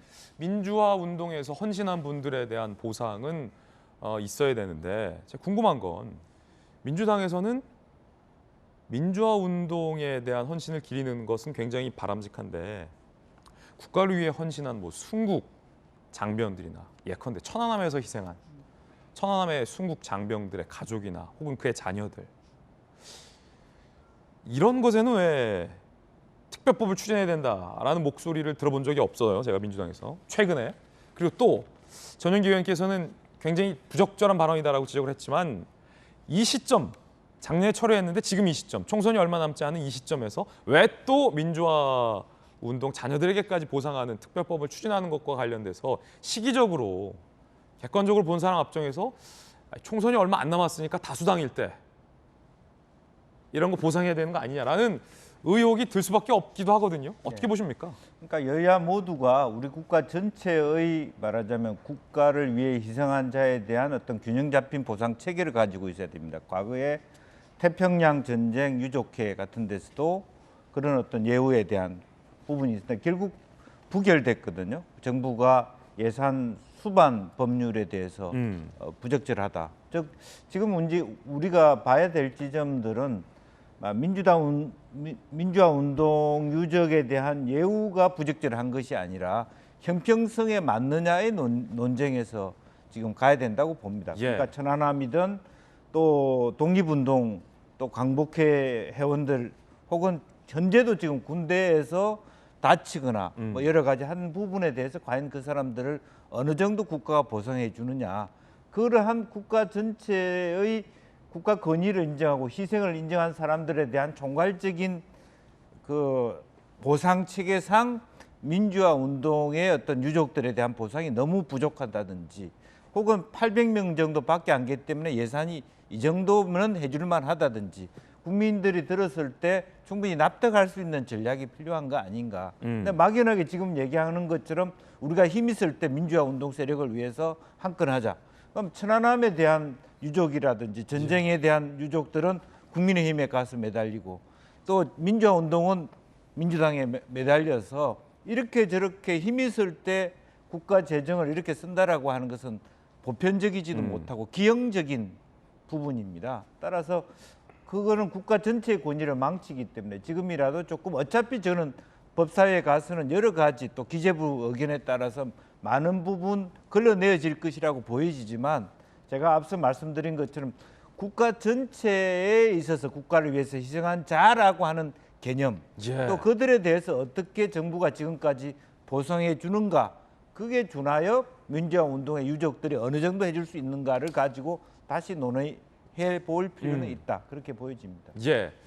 형평성의 문제가 굉장히 중요하다라는 말씀이시고 민주당에서도 아마 이제 고려가 있지 않을까라는 생각도 드는데 두 가지예요. 정익진 변호사님 법률적으로 현대판 음서제다라는 것. 왜냐하면 너무나도 알지만 지금 우상호 비대위원장부터 다 민주화 운동에서 이제 학생 운동했던 분들이잖아요. 다 민주당의 주류란 말이에요. 아무래도 본인의 지지자들로부터 민주화 운동 보상안에 대한 압박도 굉장히 있었을 것 같고 추측입니다만 총선도 얼마 남지 않았고 정치적 지형상 민주당이 지금 다수일 때 통과시키기가 좀 유리한 측면도 있고 아니, 그렇다 하더라도 작년에 철회했을 때 이번에 재추진한다면 뭔가 다른 명분이 있어야 할 거 아닙니까? 라는 얘기죠. 어떻게 보세요? 일단은 그 유공자 예우법이 크게 세 가지가 있어요. 첫 번째는 독립 유공자 예우법이 있고 그다음 이제 두 번째가 국가 유공자 예우법이 있고 세 번째가 5.18 민주화 운동 유공자 예우법이 있거든요. 근데 제가 보훈심사위원 6년 동안 했기 때문에 이런 사건들 많이 했었는데 그런데 제가 봤을 때 민주화 유공자라고 하더라도 국가 유공자 예우법 등에 의해서 포섭될 수 있는 경우가 상당히 있지 않나 그런 생각이 들고 그다음에 더 민감한 건 뭐냐면은 그 법안 제가 얼핏 봤더니 뭐 수업료 등 지원한다 그건 괜찮아요. 하지만 전주혜 의원님 말씀하셨지만 우리나라에 있어서 지금 제일 민감한 문제는 뭐냐면은 입시도 아니고 취업입니다. 그러니까 두 가지 꼽으면 입시와 취업인데 옛날에는 취업이 잘 될 때는 좋은 대학, 명문대학 가는 게 중요하다라고 했는데 지금은 로비 중에 최고 로비는 자식 취업시켜주는 거거든요. 뭐 대기업에서. 그런데 이런 부분들에 대해서 가산점을 10%를 준다. 이거는 특히 정부에서 공무원으로 지금 뭐 6급, 7급, 8급, 9급 이야기 나오지 않았습니까? 그런데 9급 공무원 가지고 그렇게 이야기했다가 원내대표가 저렇게 엄청나게 사과까지 했는데 10%를 준다? 그냥 붙여주겠다는 이야기거든요. 그다음에 또 문제는 뭐냐면 투명성이에요. 민주화 유공자라고 했을 때 저 같은 사람 기준으로는 언제가 생각이 나냐면 87년 60 항쟁이 제일 그 임팩트하게 생각이 나거든요. 그 이후도 할 수 있겠지만 어쨌든 제일 큰 그 직선제 그 투쟁 해가지고 87년이면 지금으로부터 35년 전인데 과연 민주화 운동 유공자를 투명하게 이 사람은 진짜 거기 해당한 사람이다라고 할 수 있는가? 뭐 이상한 사람들 그 표현이 좀 그렇지만 그 명확하지 않은 그런 부분들까지도 그렇게 되면 과연 국민들 그 공감대를 얻을 수 있을 것인가? 저는 그런 부분들이 있기 때문에 민주당에서는 이런 부분 좀 제고하셔야 될 것이 아닌가 생각이 듭니다. 예, 패널 개개인들의 견해들 종합적으로 전해드렸습니다. 이번엔 뜨거운 소식 두 번째 소식 살펴보겠습니다.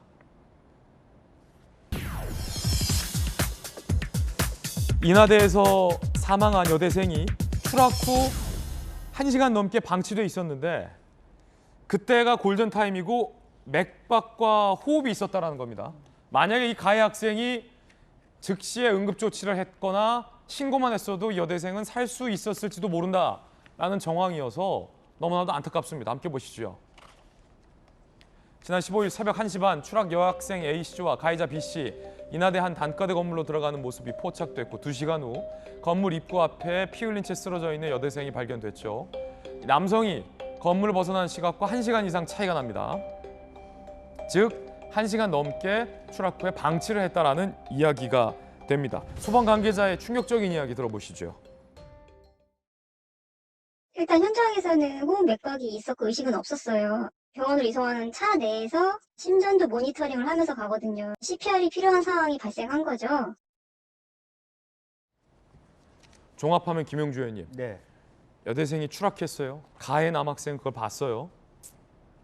그때 바로 즉시 신고만 했더라도 여대생은 살 수 있었다. 그런데 결과적으로 1시간 넘게 떨어진 채 방치돼 있었고 그 과정에서 어떠한 1시간 동안의 응급조치가 없었다. 급기야 1시간 이후에 2시간 이후에 발견되고 실려가는 과정에서도 호흡과 맥박은 있었다는 거 아닙니까? 사람 목숨을 이 가해 남학생은 뭐로 한 겁니까? 그렇습니다. 이제 프랑스 헌법에도 그 위험에 빠진 사람들을 구해야 된다라고 하는 걸 명시하고 착한 사마리아인법 이런 것들도 민주 시민 뭐 교육에 포함되어 있습니다. 최소한의 본인이 어떤 그 범죄 행위를 통해서 불행하게 추락해진 그런 경우라 하더라도 마지막까지 최소한 본인이 도망치기 전에 그래라도 신고라도 했으면 생명을 살릴 수 있지 않느냐. 범행의 문제는 나중에 재질의 문제는 나중에 따지더라도 사람 인명에 대해서는 살릴 수도 있는 예. 골든타임이 있었다라고 하는 것은 너무 안타까운 현실이고 그런 면에서 그야말로 천인공노하게 분노할 수밖에 없다. 그렇게 생각이 들고요. 이참에도 또 이런 부분까지도 학교 교육 현장에서 좀 교육을 시키고 어떤 민주 시민으로서의 최소한의 예우, 예의 이런 것에 대한 좀 더 어떤 심각한 문제 제기가 필요할 것 같습니다. 지난 15일 준 강간치사 혐의 B씨 범행 현장에 휴대전화 놓고 도주했는데 휴대전화 습득 후 경찰이 조사했는데 범행 당시 불법 촬영을 시도한 동영상 파일이 존재한 것으로 전해지고 있습니다.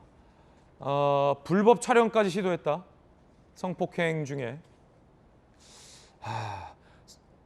자, 정은기 의원 지금 국회 일정 때문에 갔고 서재현 의원 나오고 계신데 이 가해 남학생의 죄질이 좋지 않은 게 지금 응급 조치를 하고 이 동급생에게 정말 몹쓸 짓을 저지른 직후에 여대생이 추락했잖아요. 그때 사람 살려야죠.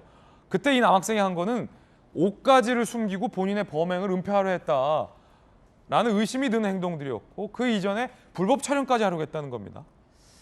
그렇죠. 그게 어떻게 보면 이게 공포를 넘어서 그 신뢰 관계가 끊어진 거 아닙니까? 그 기말 시험 끝나고 나서 이제 친구들과 스트레스를 풀고 가는 것인데 그 범행을 어떻게 보면 그 우발적으로 했던 계획적으로 했던 그게 문제가 아니고 더 넘어서 그걸 휴대폰으로 어떻게 보면 그걸 저장을 하고 그 현장에 있는 것을 실시간 동안 그걸 기억하겠다라는 것이지 않습니까? 그리고 나서 그 목숨은 방치하고. 그렇죠. 이런 이중적 행태가 그 단순한 재질을 넘어서 이 부분은 사회적인 문제까지 이렇게 확대되는 것이죠. 저는 이제 이런 사건 볼 때마다 이제 저도 이제 딸 키우는 엄마 입장에서 정말 불안하거든요. 불안하죠. 왜냐하면 학교는 그래도 안전하다고 생각을 해요. 밤늦은 뭐 시간에 어떤 뭐 으슥한 이런 뭐 인적이 드문 뭐 거리를 걷다가 이런 사고가 난 것도 아니고 대학교에서 이런 사건이 났다고 하면 그런 딸아이를 대학에 보내는 엄마 입장에서 굉장히 불안하고요. 그럼요. 그리고 또 유족 입장에서 보면 이것은 저는 살인이랑 다름이 없다고 생각합니다. 살인과 다름없다. 네, 당연히 이거는 그렇게 생각하는 분들이 많으실 거예요. 왜냐하면 피하다가 추락을 했고 그리고 또 1시간 동안 방치를 했다는 거는 이게 목숨을 잃을지도 모른다는 뭐 법률적 용어로 미필적 고의가 있다는 건데 그러면 이게 살인하고 다를 게 뭐가 있냐. 근데 이게 준강간 치사 같은 경우는 최고가 무기형이에요. 그렇기 때문에 좀 이런 면에서도 좀 뭐 대학교나 뭐 사회 전반적인 또 안전 점검도 해야 되겠지만 또 저는 그 국회에서 법을 만드는 입장에서 뭔가 좀 이러한 좀 그 국민들이 생각하는 이런 공감대에서 떨어지는 어떤 그런 좀 조문이 있을 때는 조금 더 추가적인 입법도 할 필요가 있다. 강력하게. 이런 생각이 좀 듭니다. 예, 이번엔 저희가 준비한 세 번째 뜨거운 소식입니다. 함께 보시죠. 뭘까요? 자, 지금 누군가를 폭행하는 사진인데 얼마 전 강원도에서 공무원이 공공 화장실에 달려있는 에어컨을 훔쳐서 처갓집에 달아준 황당한 사건 기억하실 겁니다. 그 사건과 이번 폭행 사건이 연관이 되어 있다고 하는데 일단 그 CCTV부터 함께 보시죠.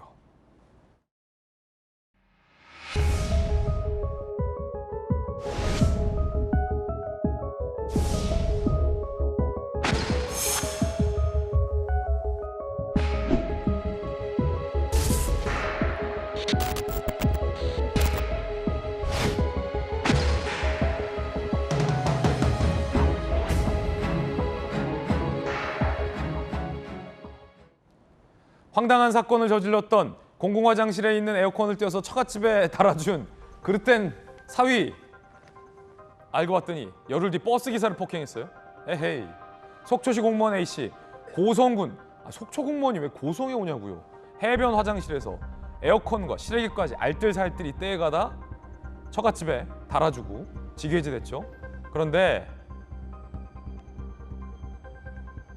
지난 11일 서울에서 이번엔 버스 기사를 폭행하고 신고받고 출동한 경찰관도 때렸어요. 깡패입니까 이분? A씨 운전자 폭행 및 공무집행 방해죄 적용 구속영장 청구. 법원은 도주 우려 없다 기각. 아니 정치 변호사님. 네네. 아 이분 뭐 예측이 안 돼요. 그러니까 뭐 서울 뭐 동해 번쩍 서해 번쩍 하는 것 같은데 이게 그 버스 운전사를 폭행하면 예. 이게 특가법입니다. 이게 형법이 아니고 그래서 지난번에 택시 운전사 폭행해가지고 전직 법무부 차관도 입건돼가지고 이용구 전 차관 뭐 재판받고 있지 않습니까? 그 자동차를 운전하는 그 운전 기사분을 폭행하면 5년 이하 징역이에요. 그러니까 이 양반은 정말로 좀 아무리 어떻게 저런 사람이 공무원을 하고 있었을까 하는 생각이 들 정도로 그런데 어쨌든 법원에서는 증거 자체가 명백하고 도망갈 우려가 없다라고 해서 구속영장 자체는 기각한 것이 아닌가 싶습니다. 예, 공무원 자격과 관련돼서 의심이 드는 대목이었습니다. 이번엔 저희가 준비한 다음 이야기입니다. 탈북어민 강제 북송 논란이 거센 가운데 과연 이런 궁금증이 들었습니다. 아니 그러면은 북한 사람들 북송할 때 어떻게 북송해줘야 되냐, 뭐가 올바른 북송이냐 이런 의문이 있었는데 정답 영상이 나왔습니다. 과거에 북송했던 사례와 관련된 영상이 나왔습니다. 한번 비교해 보겠습니다. 7년 전 영상 보니 본인 자유 맞나? 자, 2015년 당시 북한 사람을 북송해 줄 때 판문점에서 똑같이 어떻게 했는지에 대한 모범 답안이 공개가 됐고 이번에 논란이 되고 있는 논란의 영상도 함께 나란히 비교를 해보겠습니다. 함께 보시죠.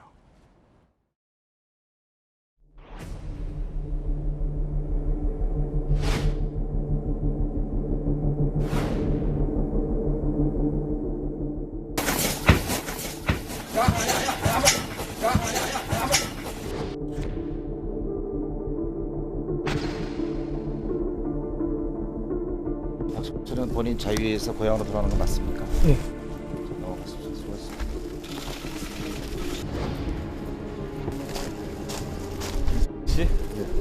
본인 자유의사에 따라 돌아가는 겁니까? 본인 자유의사에 따라 돌아가는 겁니까? 네, 안녕히 가십시오.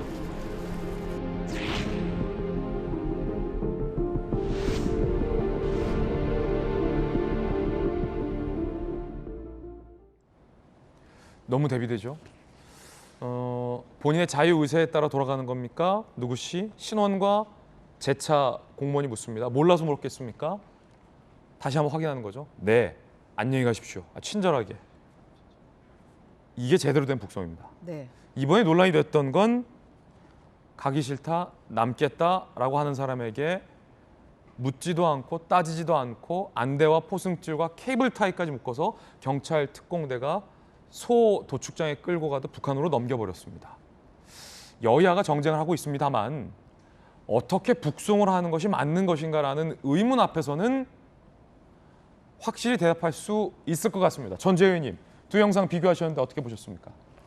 저 영상만 보더라도 이게 앞서 이제 2015년 사례는 정말 본인의 자유 의사에 따라서 북한으로 송환이 되는 이제 이러한 사진이고요. 그 이번에 공개된 이제 영상은 가기 싫은 사람을 억지로 떠내미는 자유 의사를 오히려 자유 의사에 반하는 그러한 것이죠. 그래서 이제 국민의힘에서는 이제 이런 점을 중점적으로 지적을 하고 있습니다. 그리고 저희 의원실에서 좀 입수한 이런 자료에 의하면 뭐 언론에도 나왔습니다만 이게 북송이 아니라 통일부에서는 이 용어를 추방이라 그러더라고요. 추방. 예. 추방된 사례가 최근 10년 이내에 딱 2건, 1건입니다.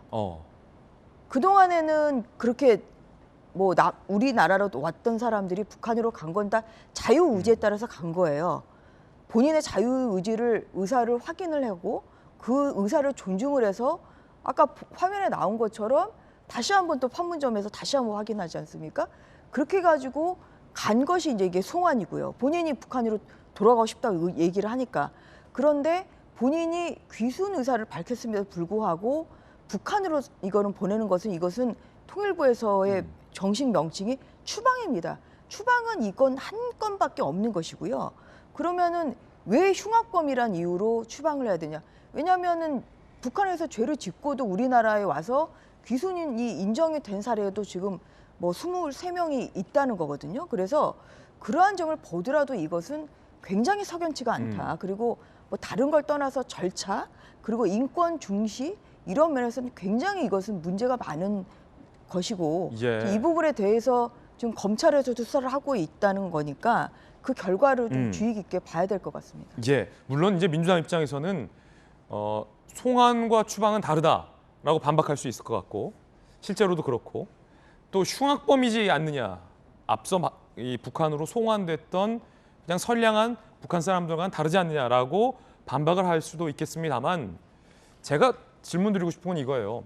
흉악범이든 아니든 그건 중요하지 않고 흉악범 얘기는 이제 그만하고 흉악범이라 치자고 하더라도 충분한 조사 과정과 송환 절차에서의 범죄자에 대한 설사, 인권이라는 것이 지켜져야 되고 그것이 북한과 우리가 다른 지점일진데 2019년 당시에 민주당이 주장한 저 흉악범을 보낼 때의 그 장면은 인권이 지켜졌냐라고 할 수 있느냐라는 겁니다.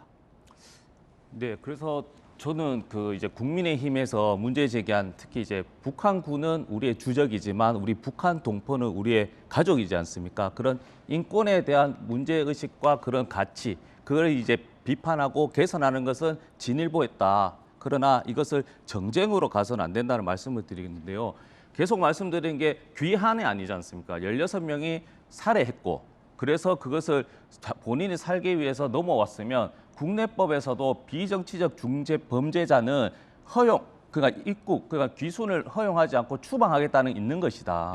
그래서 추방하고 귀환하고 그 절차는 좀 다른 것이고 단지 이제 문제 삼는 거는 그런 절차뿐만 아니라 그런 조사가 충분히 되었는지는 저는 그 비판은 맞다. 그러면 그 당시 2019년이지 않습니까? 그럼 그 당시에 통일부와 국정원은 거기에 대해서 동의를 한 것인가?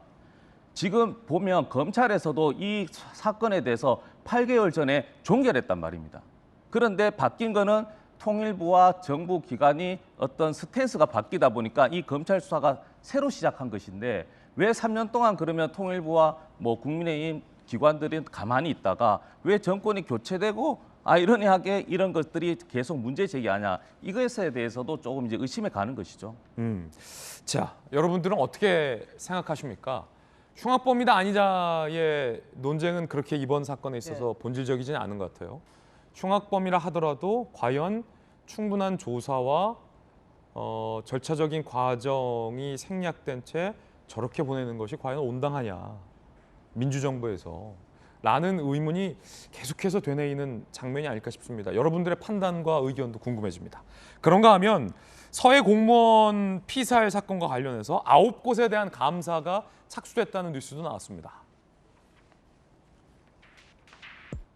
감사원이 다음 달 23일까지 서해 공무원 피살 사건 관련된 통일부, 국정원, 안보실, 국방부 9개 기관 대상으로 실질 감사를 진행한다라는 소식이 보도되고 있습니다. 정부 및 청와대 보고된 과정 및 특히 국정원의 부적절한 개입을 집중 조사할 전망이다라는 이야기입니다. 정혁진 변호사님, 감사원은 행정부와 별개로 독립적인 감사가 원칙입니다. 그게 감사원의 생명입니다. 감사원이 감사를 못했을 경우는 빛과 소금을 잃어버리는 거다라고 최재형 전 감사원장은 당시 감사원 직원들을 상대로 질타한 바 있습니다. 정부 눈치 마라. 독립감사가 진행돼야 될 것이고 문정부, 윤정부 구분 없이 객관적으로 진행돼야 할지인데 우리 국민들의 궁금함은 그겁니다. 누가 많은 사람들이 볼 때 이건 월북이 아닌 걸로 보이는데 그때 정부에서 갖가지 말도 안 되는 이유를 들면서 월북이라고 규정했던 것과 관련해서 감사원이 들여다보겠다 이거죠? 네네. 그러니까 결국은 월북이라고 하는 거는 주장하는 사람이 입증을 해야 된다라고 제가 지난번에도 말씀을 드렸는데 과연 그렇게 입증을 할 만한 그러한 증거들이 객관적으로 존재를 하고 있었는가 거기에 대해서 감사원이 들여다보겠다는 이야기고요. 조금 전에도 이야기가 나왔지만 만약에 그때 숨진 공무원이 월북한 것이 아니다라고 하면 거의 99% 이상 순직 공무원이 돼가지고 그 유족들이 거기에 따른 그 본인은 사망한 본인은 명예를 되찾는 것이고 그 다음에 이제 순직한 그 공무원들 그 유가족들은 거기에 따른 국가로부터 배상을 받아야 되는 것인데 그런 문제들까지 겹쳐져 있기 때문에 감사원에서 정확하게 이것을 보고 판단을 해야 그래야지 되는 그런 문제가 되는 겁니다. 예, 객관적인 감사와 그 감사 결과에 대한 여야의 신뢰 또한 중요할 것 같습니다. 이번엔 저희가 준비한 다음 이야기입니다. 주제 공개하죠. 어대명 아닌 어기명, 쏟아지는 견제구. 당대표 예비 후보들이 한자리에 모였는데 일제히 이재명은 안 된다라는 비토와 비판의 발언이 나왔다고 합니다. 함께 보시죠.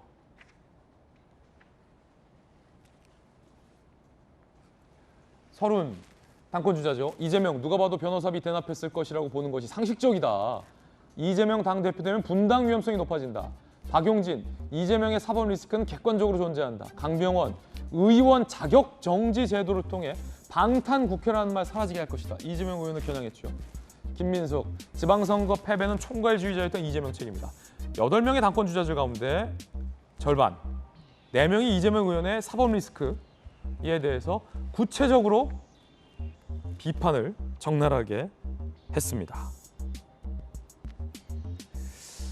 자, 김종미 의원과 윤영찬 의원도 이재명 의원의 당권 도전을 비판했는데 들어보겠습니다.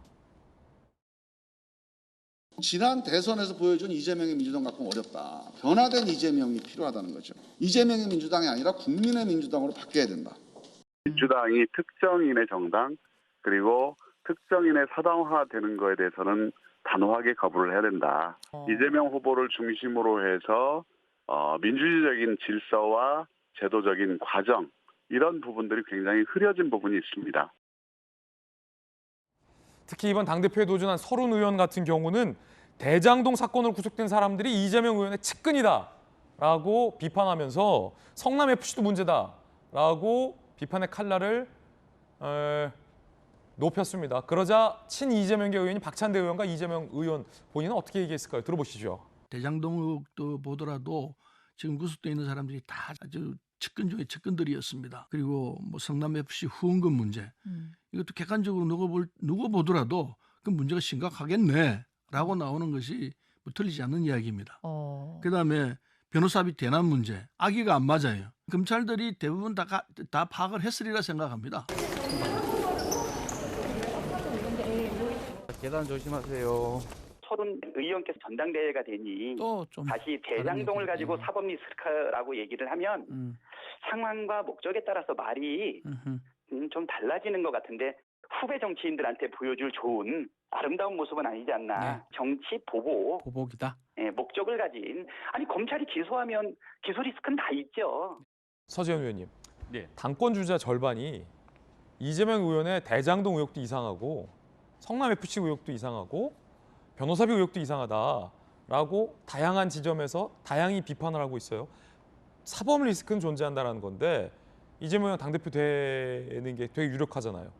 그러니까 이제 유력할지 안 할지 정확히 잘 모르는 것이죠. 왜냐하면 중앙위원들이 일단 제가 한 500명 정도 돼서 그 선거란 거는 이제 결과를 이렇게 딱 보기 전까지 모르는 것이라서 최선을 다하는 것인데 다만 이제 그 이재명 의원이 이제 당대표의 1위 이제 예비 경선 통과할 것으로 생각하다 보니 다른 후보 입장에서는 어떤 견제의 의미 그리고 좀 더 이제 잘하자는 의미가 같이 내포한 것인데 선거란 건 결국에 이기기 위해서 어떻게 보면 본인의 어떤 장점을 부각하고 상대의 양점을 어떻게 또 극대화하는 그런 전략이기 때문에요. 이런 부분에 있어서는 그 사실과 의견이 혼재 있기 때문에 선거의 특수성을 바라보시고 국민 여러분께서 이해해 주시면 좋을 것 같습니다. 예. 자, 궁금한 건 본선 3명에 누가 올라갈 것인가입니다. 대체적인 언론은 뭐 이재명 의원은 올라가지 않을까라고 생각을 하고 있는 것 같은데 남은 2자리는 과연 누가 차지하게 될까요?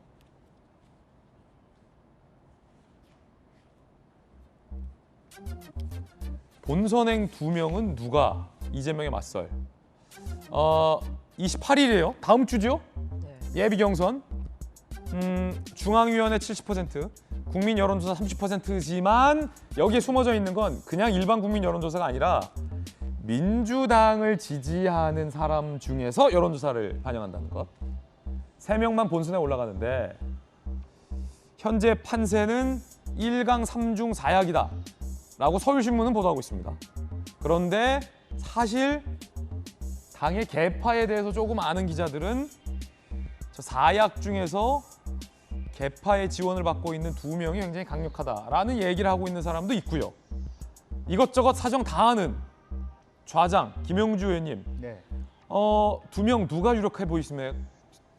누가 유력해 보이십니까? 글쎄요, 지금 이제 그 우리 보기에는 서른 의원하고 김민석 의원이 거의 같은 그 구민주계.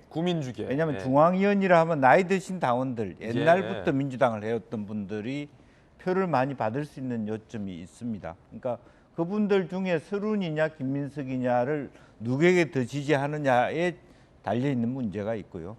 또 우리 박영진 의원도 의미가 있어요. 그러니까 인지도가 높고 실제적으로 뭐 개혁의 어떤 젊은 기수 이미지를 갖고 있기 때문에 뭐 그리고 나머지는 뭐 강병원 의원이나 강훈식 의원이나 젊은 의원들에 대해서는 좀 분포가 옅어지고 있기 때문에 그래요? 누가 하나의 포커싱이 어떻게 될 수 있을 것인가는 좀 더 두고 봐야 될 것 같고. 예를 들어서 개파 기준으로 본다면 어때요?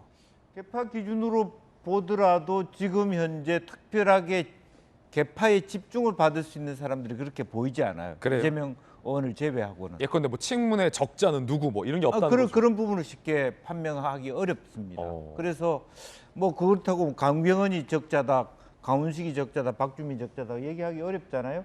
오히려 이제 전체 구조로 보면 서른과 아까 말씀드린 김민석 의원이 구민주계, 즉 오래 당을 하신 분들, 중앙위원들이 많이 있기 때문에 오히려 어찌 보면 이낙연 그 대선 후보 대 이재명 대선 후보의 어떤 경쟁 조건처럼 그게 이제 날이 이 안에 서 있지 않느냐. 오히려 이제 최고위원 선거 가서는 친문 적자냐, 친노 적자냐 이렇게 분화될 수 있지만 당 대표 부분에 있어서는 그런 부분이 명쾌하지 않기 때문에 오히려 명확한 그러니까 그 이재명이라고 하는 후보가 이제 어가 아니라 어차피가 아니라 확실히 확대명 이런 개념까지 나오는 이유가 거기에 있지 않냐 그렇게 보여집니다. 그렇군요. 전재 의원님, 한편 이재명 의원 입장에서는 좀 야속할 수도 있겠는데 동료 전당대회 주자들이 다른 땐 다 가만히 있다가 선거되니까 사법 리스크 얘기도 하고 국민의힘도 가만히 있는데 성남 FC 얘기도 먼저 꺼내고 사법 리스크는 뭐 박용진 의원은 뭐 확실히 실존한다 뭐 이런 얘기도 하고 하니까 구구절절히 옳은 말씀을 하시네요. 누가요? 당권 주자들이. 그렇습니까? 국민의힘 입장에서 볼 때는 아니 저는 사법 리스크는 어쩔 수 없다고 생각합니다. 제가 민주당 이제 당원 당규를 보니까 이게 이제 부패 연루자, 그러니까 뭐 뇌물이나 뭐 불법 자금 수수 뭐 이런 걸로 기소가 되면 이거는 이제 당직이 정지가 되더라고요. 그래서 뭐 앞으로 이제 이재명 지금 의원은 저는 뭐 형사 처벌의 리스크가 굉장히 크지 않습니까? 그래서 이제 그 앞으로의 뭐 수사 결과 예를 들어서 이런 이제 부정부패 혐의로 만약에 기소가 된다 그러면은 당 대표가 그냥 정지가 되는 상태가 되거든요. 그러면 국민의힘보다 훨씬 더 복잡한 상태가 되는 거죠. 그 국민의힘은 지금 6개월이지만 여기는 기소와 동시에 정지된다 이렇게 돼 있어서 기약할 수 없는 좀 상태가 되기 때문에 그럼으로써 이 이재명 의원이 당대표가 된다고 하면 사실 현재 가지고 있는 사법 리스크가 현실화될 가능성이 크다. 그러면 이게 언제까지 그러면 이 당대표 정지가 될 거냐. 그렇게 되면 굉장히 큰 파국으로 치달을 가능성이 있기 때문에 그런 면에서 굉장히 리스크가 크다. 이런 생각을 좀 가지고 있습니다. 반면에 이재명 의원과 친이재명계 의원에서는 전혀 사법 리스크는 없다라고 반박하고 있다는 점도 말씀드립니다. 저희들은 60초 광고 보고 돌아오겠습니다. 잠시 후에 뵙죠. 오늘 저희가 준비한 소식 모두 다 전해드렸습니다. 저희들은 내일 아침 8시 50분에 더욱더 풍성한 소식, 시원한 도직구 들고 인사드리겠습니다. 오늘 하루는 분명 어제보다 나을 겁니다. 좋은 하루 되십시오. 고맙습니다.